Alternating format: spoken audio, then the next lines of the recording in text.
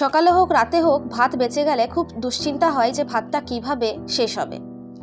চলুন তার জন্য একটা রান্না করে নিই।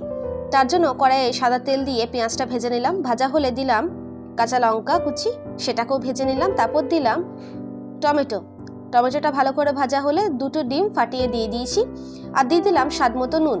তারপর ডিমটার সাথে ভালো করে ভেজে নিতে হবে মশলাগুলোকে।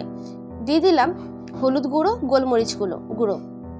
ভালো করে ভেজে নেওয়ার পর দিয়ে দিলাম স্বাদ মতো চিনি, কিছুটা সর্ষের তেল ভালো করে ভেজে নিলাম। সর্ষের তেলটা দেওয়ার পর 1 থেকে 1.5 মিনিট তারপরে ভাতটাকে অ্যাড করে দিয়েছি। ভাতটাকে ভালো করে মিক্স করে নিতে হবে।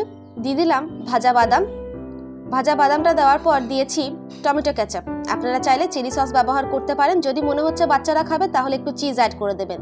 দিয়ে দিলাম বিট নুন, চাইলে কিছুটা কাগজি লেবুর রস ছড়িয়ে পরিবেশন করুন।